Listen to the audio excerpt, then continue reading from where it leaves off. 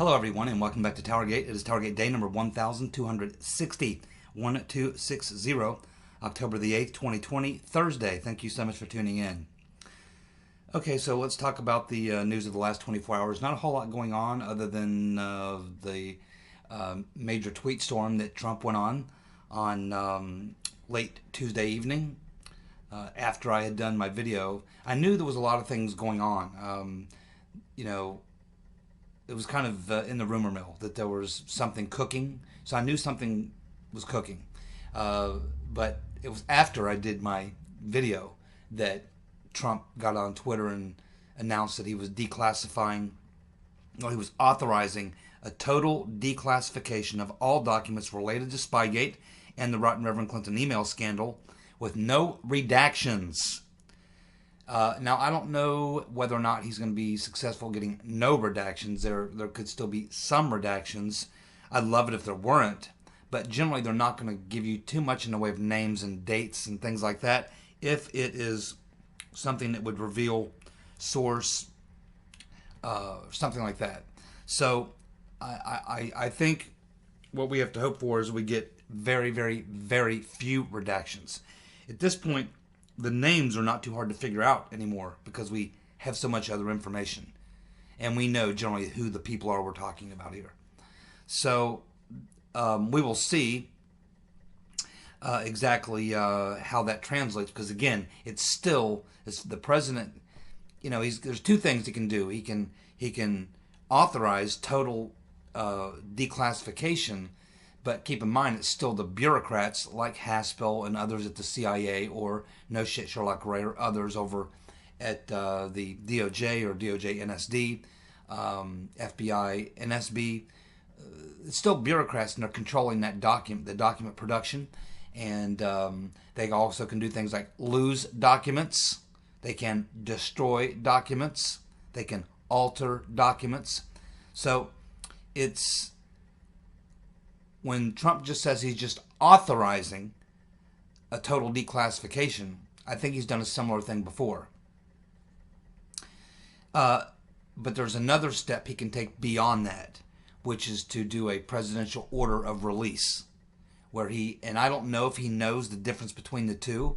If not, I'm sure someone will tell him in the next couple of days that, hey, what you said is good, the declassification, but he has the ability as president to actually order these docs literally be produced. And that is not exactly what he did. So still, it's a move in the right direction. And it shows you that Trump, I'm sure, saw Devin Nunes. I'm sure he saw the minority leader on Sunday morning on Maria Bartiromo. He's reading a lot of the pundits. He knows there's a lot of YouTubers out here like me. You got Hannity. You've got other people like that. You had Hugh, what's his name, on his radio program have a meltdown of his own last week as well. So it's this point where a lot of people have just hit their limit, especially now we're so close to the election. Everyone was expecting something might come out. It's looking like that's not going to happen. I think it's just that everybody has finally hit that point of mass frustration, and I think that's what you're seeing. Trump is seeing it, and he wants it out too.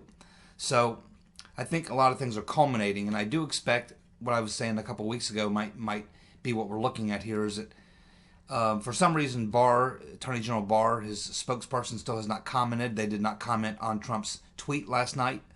Carrie Kupek, no response on her Twitter today about Trump's tweet. Nothing from Attorney General Barr. He wasn't involved in that press conference that they had yesterday morning to announce this, the arrest or whatever of this Beatles group. So things are eerily quiet from Barr, but a lot of people around the situation are making a lot of noise. And it's just a level of frustration, I think, is where it is. Fortunately, we do have a good DNI now, Ratcliffe, and he understands what the president means. So I do expect that Ratcliffe will increase document production. In fact, the very next day, yesterday, Wednesday, Ratcliffe did approve the release of a new batch of Spygate documents, over or close to 1,000 pages of Spygate documents. That's a lot. Close to 1,000 pages of Spygate documents, and they go first to Durham. And then Durham will take a look at those and see which of those documents, if any, need to be held back, for his investigation, or which docs can go ahead and be released. So I expect with the 1,000 pages released yesterday, there's probably, and Ratcliffe says there are more coming. He says there will be further declassifications and releases coming. So this was a fairly large batch of 1,000 pages, close to 1,000. So that should take maybe a few days for Durham's people to go through it, see what they need, see what they need to hold back. The rest of it should be coming forward soon. And then, of course, there'll be more. So I think we're going to see a rapid increase in document production, especially since we now, the most recent release last week, not the most recent, but, that, and then the week before, telling us that Brennan went and briefed Obama on the fact that the Russians were aware that Hillary was putting together this plot. That was a big deal. That was a major, major deal because it implicates Obama. It implicates the Right Reverend Clinton. It proves that there was coordination between CIA, FBI, the Obama administration, the State Department, Hillary Clinton, and private assets. So it really brought, it really dropped on all those major groups and put them all under the microscope, shined the light on them. And it's just a matter of time in the Durham investigation now, as you can see it. It's just a matter of time, and I'm sure this will be post-election, that certainly people in Obama's cabinet, but I think now there is so much evidence that I think that they are going to eventually get to Obama. He is going to have to be answering some questions to Durham's investigators. I think it will go all the way to Obama, and he will have to answer some questions. Now the Right Reverend Clinton herself has finally been entangled and ensnared, and she too will be facing Durham investigators. They'll be the last two people that they talk to. They're going to get all the information they can get from everybody they can get it from. And again, I think there's been a lot of delay from COVID-19 and delay from people who their lawyers are trying to delay because they're hoping that Biden wins and this whole thing will go away. But once the election's over and Trump wins, they're going to have to deal. They can't put it off for another 4 years. They are going to have to deal. And it is going to make it all the way up to Obama and the Right Reverend Clinton. And that's where it's going. I do expect over the next 3 weeks prior to the election that we are going to get quite a few more very damning document releases. It'd be interesting to see if Barr at any time will come out and make a statement. Like I said, he appears to be very quiet right now. And of course, you're never going to hear anything from Durham. But the document releases we'll continue to watch, and we'll see if there's any comment from Barr on that. But so far, there hasn't been. So I don't know if he likes that, doesn't like it. I don't know. We'll find out. But anyway, as I said, there's something cooking here. And what is cooking is that, it's like the teapot. It's on the stove. It's ready to boil. And I think there's a lot of people, including Trump, a lot of people around him, members of Congress, people who've been following the story, investigative reporters, the general public, Trump supporters. It's a very large group. It's in the tens of millions of people who are literally at their breaking point. They are boiling mad, and they're boiling over. And that may be what finally forces this whole house of cards to collapse. And I really believe it should have happened before the election, but we are where we are. We'll see what happens, but I do believe the house of cards is going to collapse, and I believe it's because of Trump. He's going to bring the pressure, especially once the election's over. There's no excuses anymore. And I believe that after the election, I think that we could see Gina Haspel and Christopher Wray shown the door. I think there'll be pressure brought on Barr. And I wouldn't be surprised. If Barr doesn't produce, Trump will fire him too. But I do expect a different President Trump after the election. He's got to be careful now. It is close to an election. You got to be careful. Any move you make can be, can go work for you or against you. It's a lot of landmines out there. With any type of major action you take like this, it can work for you and against you. You have to be very careful on in the political sense. But once the election's over, Trump gets reelected. It's wide open. There's really nothing for him to fear anymore. You don't have to worry about getting reelected. And the deep staters and all the witnesses and all these other people, they really cannot delay any longer. They can't delay another 4 years. So they know that they're going to have to finally do some things. So I think that we will see a lot of movement right after the election, very, very shortly after the election, on a lot of fronts. But I do expect in the next several weeks, 3 or so weeks that we have, 3.5 weeks before the election, I think we're going to see more and more of these documents declassified. Finally, on the Michael Flynn case, of course, Sidney Powell did move today to disqualify Judge Sullivan.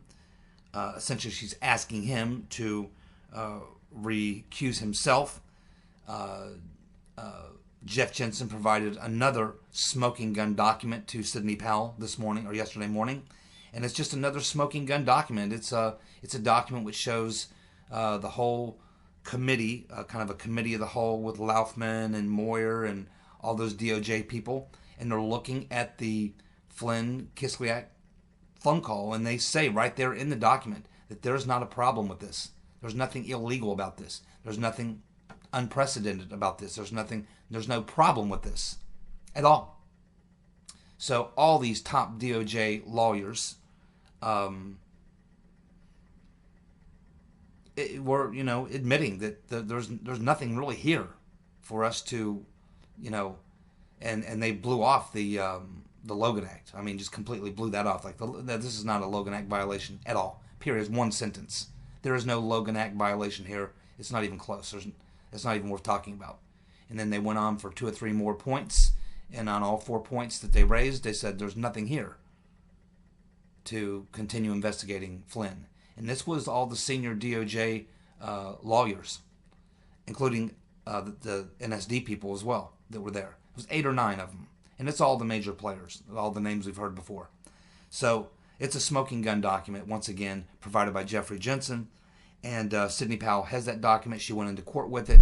She is basically asking Sullivan himself to recuse himself based on his bias and unfair handling of the case and all these other things. So, we'll have to wait and see how that goes. But I think that ultimately what Sullivan's trying to do is drag this out past the election. Clearly, it's obvious that there's something that Flynn knows. And they know he knows it. And they're just trying to silence him until after the election. He's got some information that once he's free to speak can obviously be very damaging to certain individuals, and I would think it would be right to the top, Obama. That's what this is all about. That's the only thing that makes any sense. They know they have no chance of winning the case against Flynn. He's good. He's not going to jail. His situation's been overturned by the DOJ. That's no longer an issue. Flynn is cleared. It's just that the judge is dragging it out. It's not a question of how it's going to end up. It's only a question of when it's going to end up. So why would they continue to drag out something that they know eventually is going to be over? They're not going to win. They just seem to want to delay and delay and delay. Well, that's because they obviously want to keep Flynn quiet. But after the election's over, Trump gets reelected. I think a lot of things are going to start falling like dominoes very quickly. That would be my guess. Better. And I think Trump's going to make sure of it. I mean, I think he's done. Personally, I think he's reached the end of his limit. Many other people have. Once he wins re-election, there's only the floodgates, pretty much. And especially if the Republicans win the House. The Republicans win the House. Katie barred the door. It's all coming out. And it's coming fast and hard.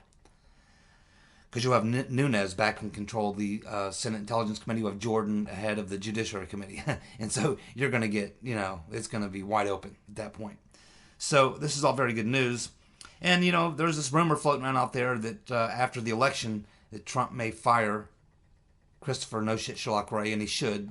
I mean, 1 minute after the election's over. I mean, then already, 1 minute after midnight, I'd be making that call if I could wait that long.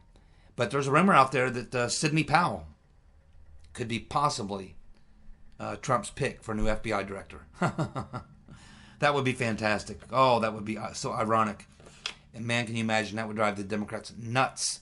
But if the Republicans hold on to the House and the Senate, Trump gets a second term, they're almost going to have to confirm whoever he wants within reason. And Sidney Powell, she's got the background, So, boy, that would be great. Then you'd see some real action and some real ass kicking. And of course, you got to get Haspel out of there as well. And I think that Rick Grinnell would be put Rick Grinnell over at CIA. You got Ratcliffe at DNI. Put Sidney Powell at FBI. Give Trump re-election. Both houses of Congress. I'm telling you, this thing's going to get blown up. And I believe that's what we're probably looking at. The House is tricky. I think we'll hold on to the Senate. I'm sure Trump's going to win. The House is still a little tricky because there's a lot of things, crooked things that go on in these House races, especially out in California where you have so many seats. So anyway, that looks like all we've got for today. We'll continue to watch and see what happens tomorrow. If there's anything to report, I'll be right back here. Thank you for tuning in. See you. Bye.